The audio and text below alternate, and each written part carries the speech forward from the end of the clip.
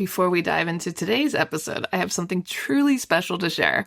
Next September, I'll be leading an intimate women's retreat through the south of France and northern Italy, and you're invited. Picture this: mornings exploring the colorful markets of the French Riviera, afternoons sipping wine, and a hotel view with golden Mediterranean sunsets. Whether you love photography, food, or just want to reconnect with your playful creative self, this trip is designed for you. Spots are limited, so if all this sounds like your kind of adventure, please visit tourwithabsolutely.com and look for the tour France and Italy with Crystal. You can also send me a message or check out the show notes.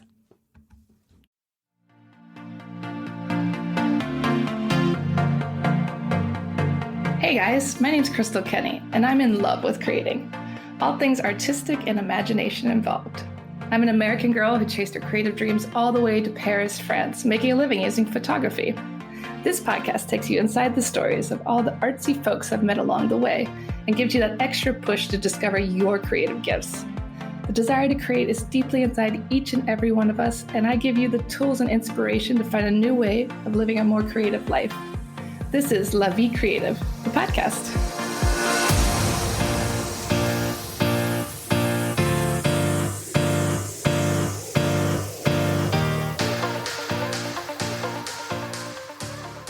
Today on the show, I interviewed Tori Johnson of the Femme Devising Lab. This is a new organization in Paris, a group of international artists based in Paris and founded in femininity. We learned all about this fascinating new group and how you can join them and find out about all their creative happenings around the city. They're doing soirees, they're doing organized classes, workshops, all these things to help you as an artist or a non-artist. Fascinating, and I hope you guys enjoy the show. So welcome to the show, Tori. How are you today? Hi, I'm good. How are you? I'm good. It's lovely to finally chat with you. I've been following your group from quite some time, the Femme Devising Lab. You're a group of international artists based in Paris, founded in femininity. We're going to get really into that deeper later in the show. But I always like to go back to the beginning of, where you're from and what brought you to Paris.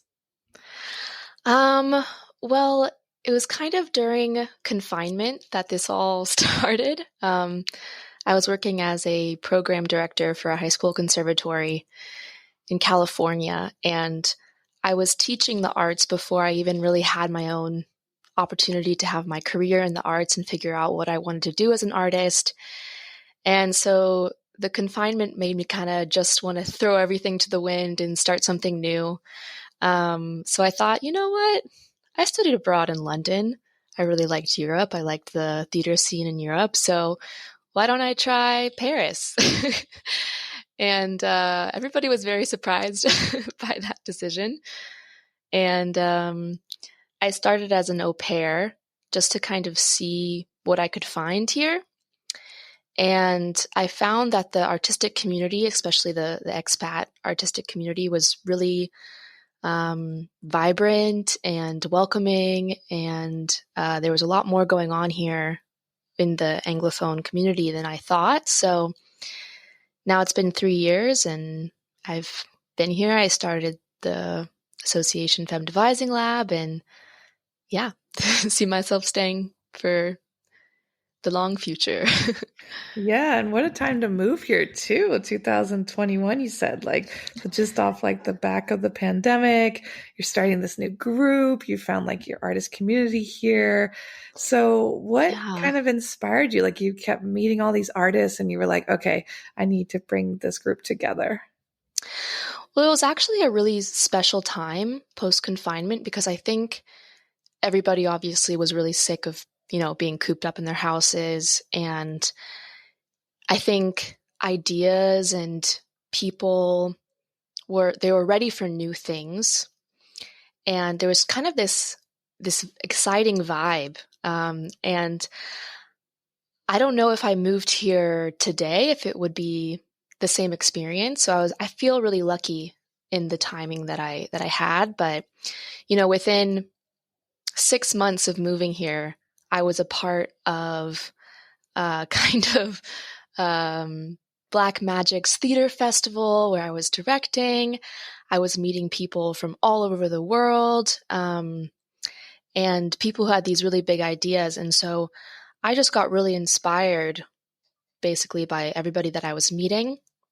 And I also kind of saw a gap in the artistic Anglophone community, which was I didn't think that we were supporting the Anglophone community as an entirety and the artists themselves, because everyone kind of had their own unique niche and were promoting themselves. So I thought it'd be cool to kind of have something that promoted all of the international artists. And I also was very much into the feminine energy of creating. And a lot of my friends, we talked about how as women, we had a lot more opportunity to have places of power in different structures, whether that be theater or in an office, but we still were working within these patriarchal structures that weren't really made for us or made for people who act from more of a feminine energy. And that can be in all bodies, that can be in men and women. And so we kind of started talking about what does that look like to create from a feminine structure when we're so used to these hierarchical masculine structures.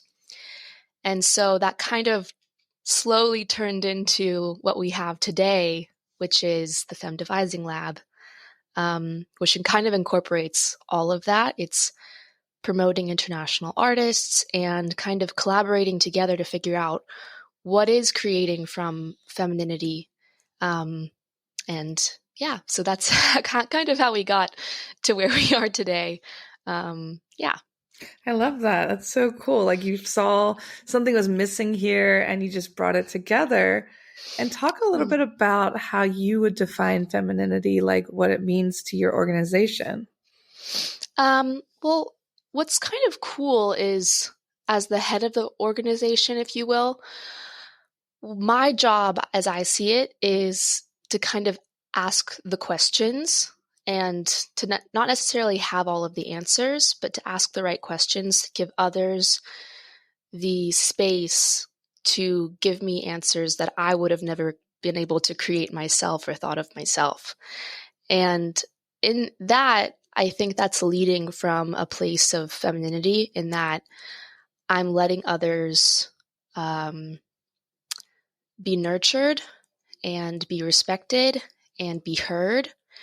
And it's a form of leadership that isn't, I tell you what to do and you do as I say. It's, let's do this together. What do you think? And I'm going to push you to think about new things and see what you come up with. And so in the way that I lead, I think that I find that that's kind of my way of leading from a place of femininity. But I also know that I've been very surprised by other people's answers and what they think femininity is to them. And I found that kind of everybody has their own interpretation. And so it's been interesting to kind of see for each of our projects what interpretation works the best and kind of discover as we go. Yeah, so tell me some examples of what's come up. Well, the asking questions has been a very big one.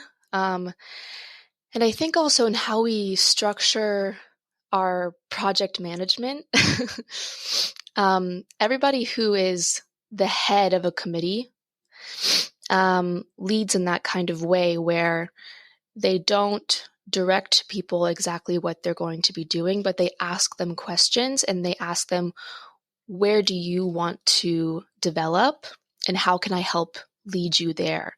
So sometimes in our feminine form of management, sometimes it takes a little bit longer to get to the same amount of productivity as you would have in a more traditional structure. But I find that it makes the people who work with us, who collaborate with us, much more fulfilled, and it makes the product, developed in a more meaningful way. So that's been one way that I've seen it. But also, it's in that same vein, we kind of check in with people throughout the entire process and see where things could be changed. And we don't claim to have all the answers or know the right way of doing things. And so we're challenged by somebody who is in a very high level position as well as somebody who just joined us in an equal way. So it's a much more of a circular approach to collaboration rather than a, top down approach. Yeah, so everyone has space and some authority, to have opinions, to have different ways of doing things, and that's kind of like a new approach to creating. Yeah, and then also we see it in ways of like our last production that we did the yellow wallpaper, which is a much more what you would think of as a feminine play. We were able to kind of think about the feminine nature of what this character is, and the more nuanced discussions about femininity, and put it into the production itself, and kind of talk about how the society at that time, the yellow wallpaper was a short story written in the 1800s, and it was about not having the words to express how she was feeling because there wasn't the vocabulary for that. She was going through postpartum depression, and there wasn't even a word for that yet. And we were really interested by this piece because there's still some of these abstractions that we feel in the feminine energy that we don't have the vocabulary yet to express. But how do you get across something that you don't have the vocabulary yet for? And so that was something we were able to kind of explore through that piece as well, which was really cool. Yeah, that's really interesting because, like you said, this is all kind of new for everybody in society. It's like trying to explore these things and basic rights and things like that, and just having more vocabulary to express ourselves as women and talk a little bit about everything. I mean, you guys organize classes, you do workshops, you do soirees. It's for artists and non-artists alike. So talk a little bit about some of the events and things you're putting on. Yeah, so basically, in the promotion of our FDL artists, we accept about 25 artists a year, and they help us put on the productions. And our goal is to kind of help them develop as artists and to promote them throughout the community. So every month we have these community events that are led by our different artists. And because our artists kind of do all of the different mediums, we have painters, we have burlesque dancers, we have writers, anything you can think of in the arts. Our events end up being very eclectic too. So we're kind of giving back to the community and saying, you can kind of try out what this artist does and what our different artists do, and kind of get to see yourself in that art. And I think it kind of goes with something that I'm really passionate about, which is I don't think there are people who are necessarily artists and non-artists. I think, in our society from a very young age, we're very career focused and are taught that, if my child is painting, I don't really want to encourage that because I don't want them to become a painter, because who makes money from being a painter? And so that person who may have had a passion for that doesn't do that for their career, then maybe they kind of lose that passion when they're an adult.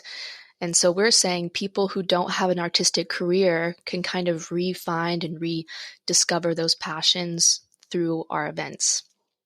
And so our first event we have coming up is a community building event. It's kind of our grand opening of all of the events, and it's going to be led by Namora Lubis, who's originally from Malaysia. And he is a wellness coach, and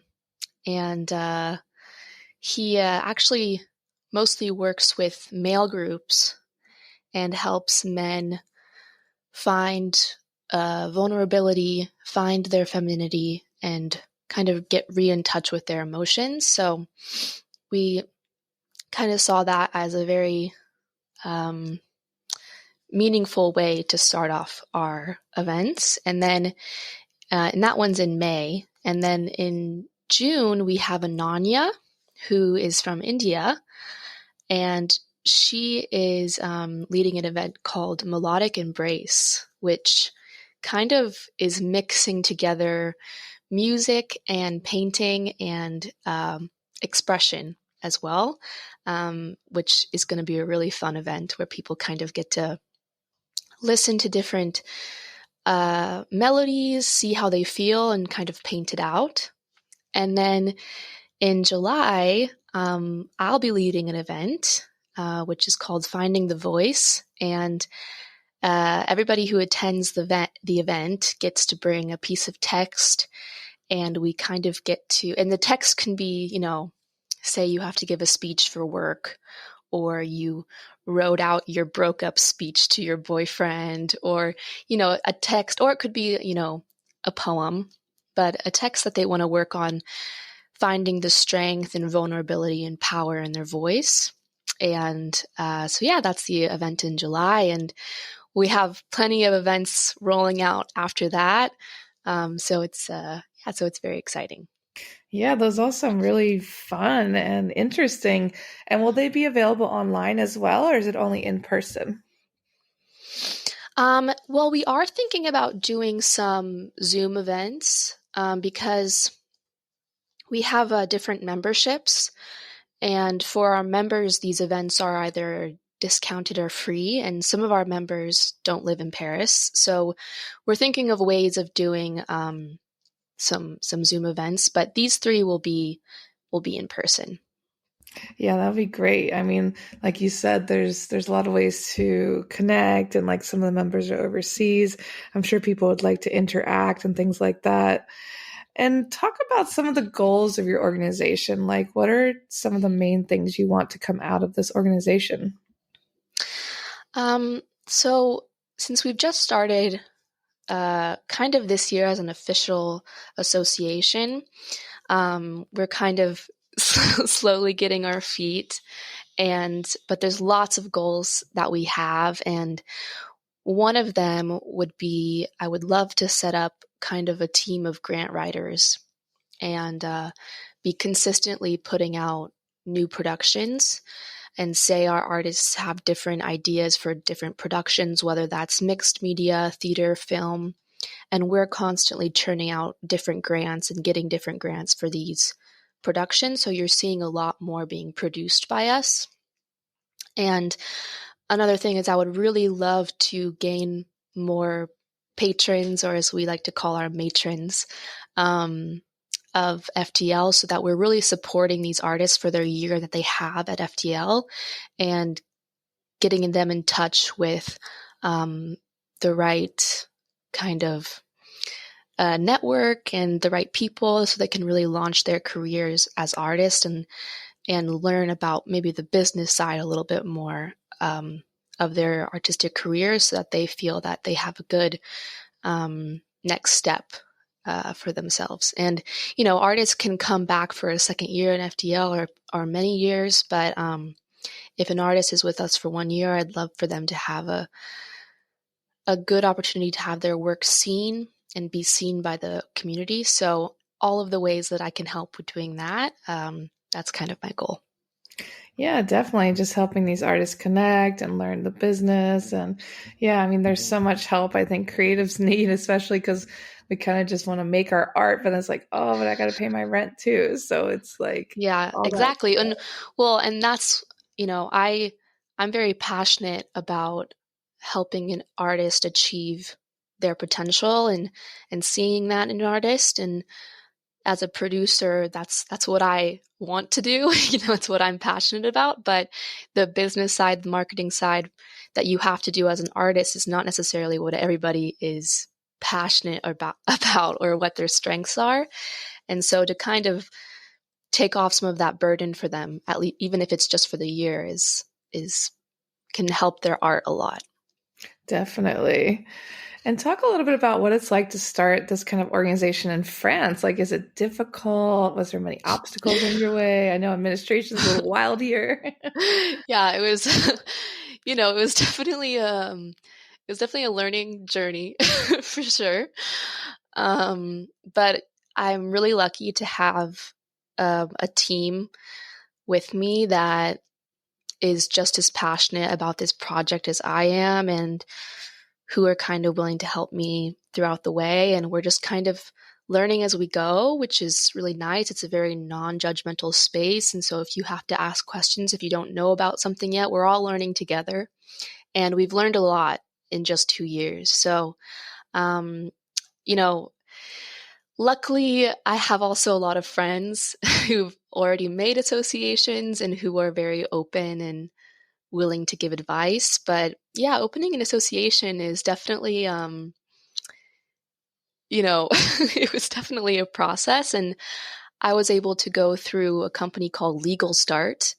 Not that I'm, they're not paying me to say, give a little bit of an advertising for them, but it was very helpful because, there's a lot of paperwork, there's a lot of legal jargon in French that you have to look at and read through, and just kind of have support through that is really nice. Yeah, definitely. It's a lot to think about. Need some professionals to help.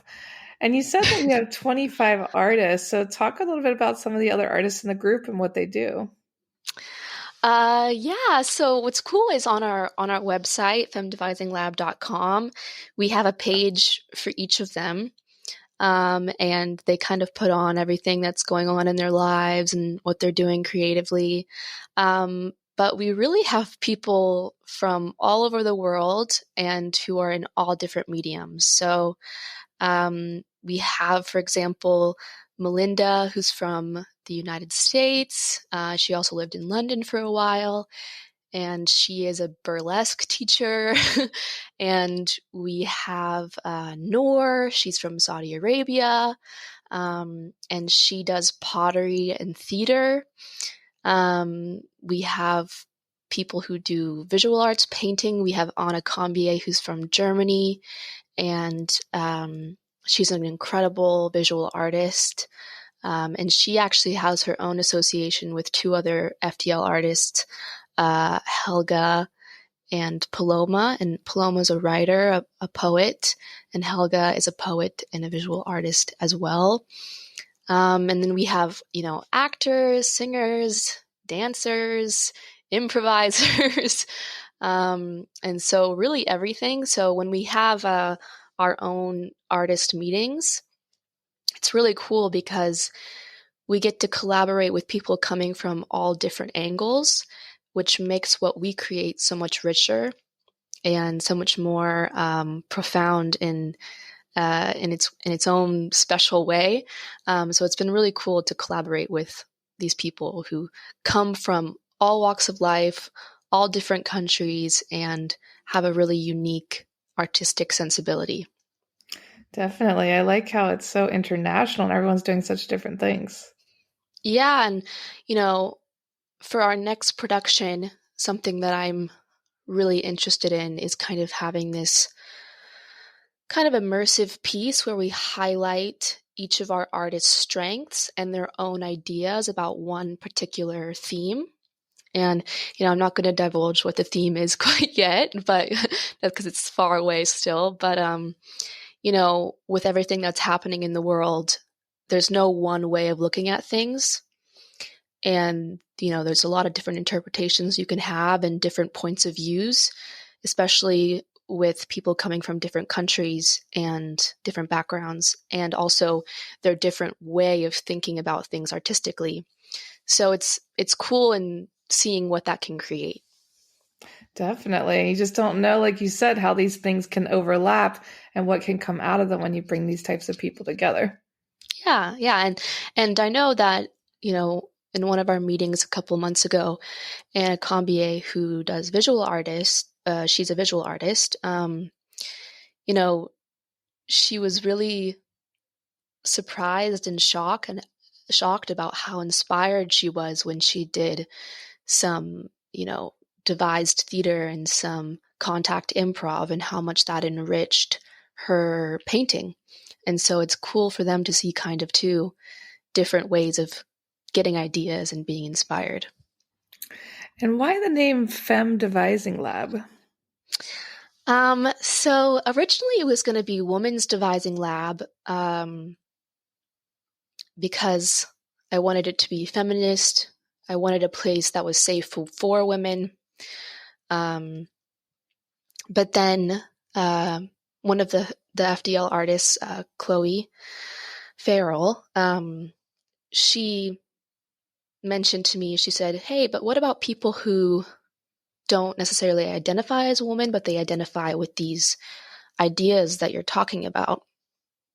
And so then we really got into discussing femininity and what that meant. And so we kind of just shortened femininity to femme, which some people think it's the wrong spelling of femme in French, but but no, it's just a shortened of femininity. And then devising came from my experience with devised theater and kind of collaborating as a collective and as a whole, and starting from nothing together and seeing what you come up with. And especially when we first started, that was really what we were doing. But now it's not just devised theater, it's devised in how we manage and how we create what we're doing.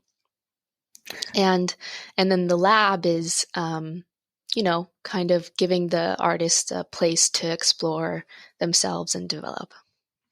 I love it. It's such a great combination and something we all very much need as creatives, a safe space to come and try new things and work off the energy we're getting from each other. Yeah, and also for the people who are signing up for our events too, it's kind of a lab for them, because a lot of our events, it might be something that people have never tried before, and we're giving them the space to kind of experiment with new things. Exactly. And how would you define creativity in your own words?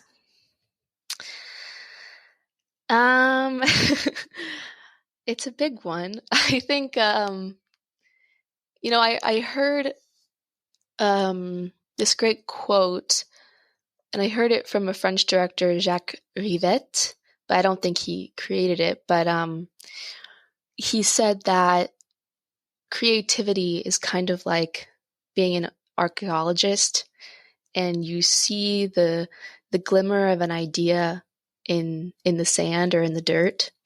And you know how archaeologists, they see like the glimmer of an artifact, say it's like a vase or something. And your job as a creative is try to excavate this beautiful vase without fucking it up too much, basically.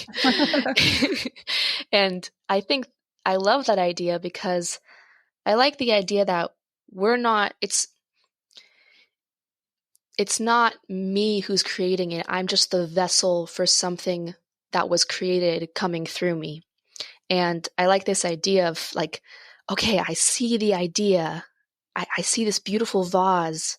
And so all I have to do is just let it come to fruition, or bring it out of the dirt without hopefully not fucking it up too much and guarding that original idea. And so, yeah, that's kind of my idea of creativity, and just respecting that original seed of the idea. Yeah, acting as that vessel. I like that. And what's the best advice you've ever received? Oh gosh. What comes to my mind first is a great female mentor I had growing up named Michelle Hillen.